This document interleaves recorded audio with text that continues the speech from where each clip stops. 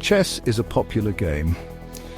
It has been played for centuries and has a rich history that spans across different cultures and continents. From the ancient Indian game of Chaturanga to the modern chess we know today, it has evolved and adapted, becoming a beloved pastime for millions. People of all ages play.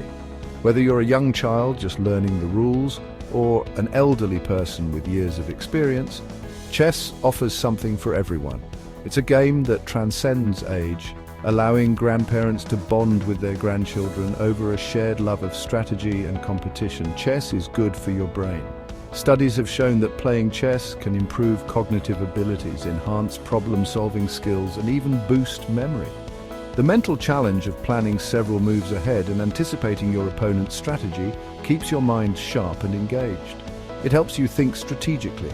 Each move in chess requires careful consideration and foresight. Players must weigh the potential outcomes of their actions, think several steps ahead, and adapt their strategies based on their opponent's moves.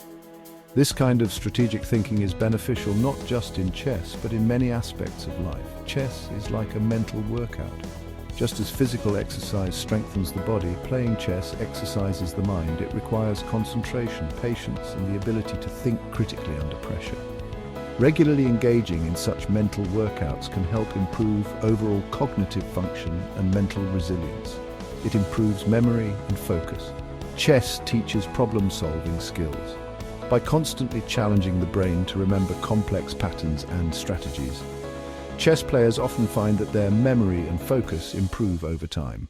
Additionally, the game encourages creative thinking and the ability to solve problems in innovative ways. Chess is a global game. It is played and loved by people all over the world, from bustling cities to remote villages. International tournaments bring together players from diverse backgrounds, fostering a sense of community and shared passion. The universal appeal of chess lies in its simplicity and depth, making it accessible to anyone, anywhere. You can play anyone in the world. Chess brings people together. With the advent of online platforms, it's easier than ever to find opponents from different countries and cultures. Whether you're playing a friendly match with a neighbor or competing in an international tournament, chess has the power to connect people and build lasting friendships. The chessboard is where you play.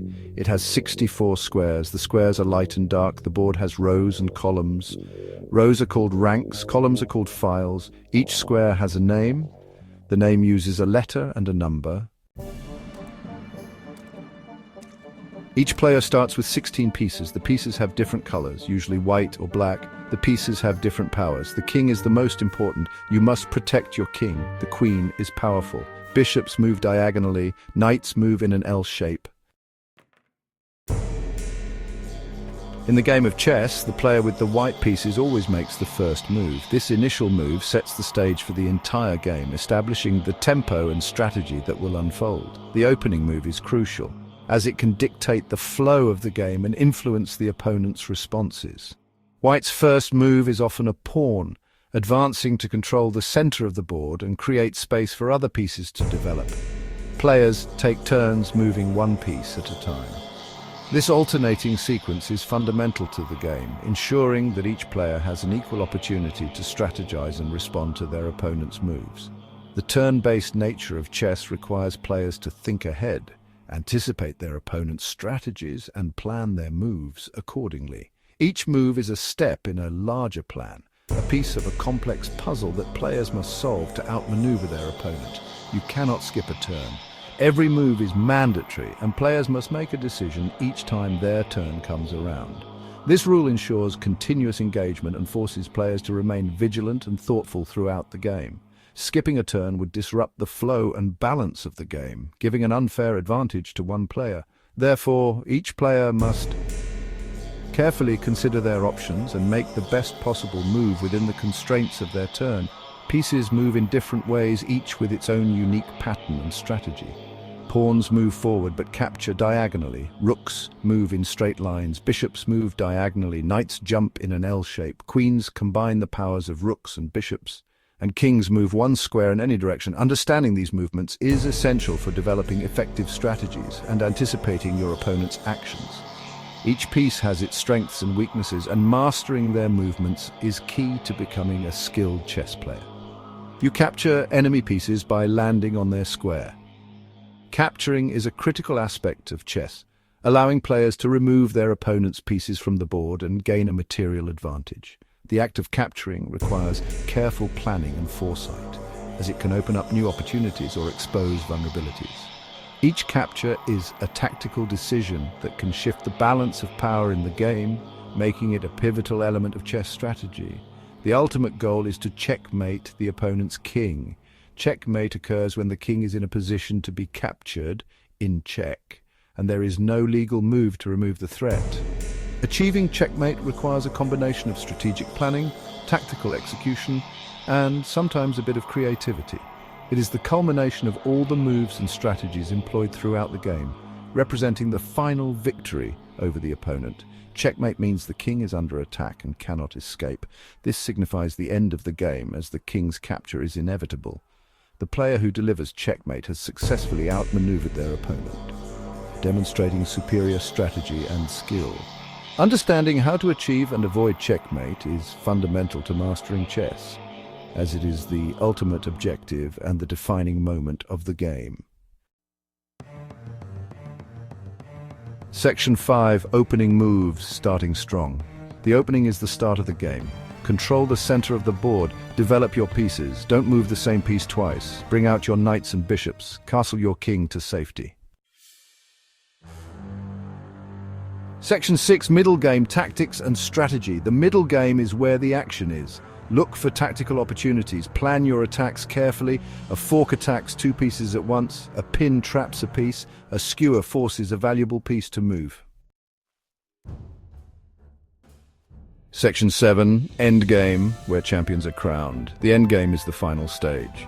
Fewer pieces are on the board, the king becomes an attacking piece. Promote your pawns, activate your king, checkmate your opponent's king.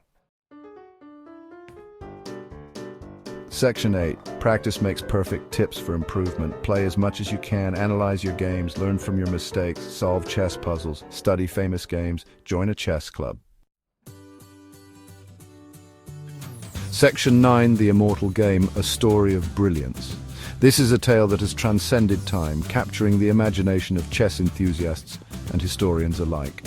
It is a game that has been analyzed, debated, and admired for over a century and a half. The Immortal Game was a famous game played in London during the summer of 1851. It was a time when chess was gaining popularity and tournaments were becoming more common. This particular game stood out not just for its moves, but for the sheer brilliance and audacity displayed by one of its players. Adolf Anderssen, a German chess master, faced off against Lionel Kieseritzky, a French player known for his defensive style.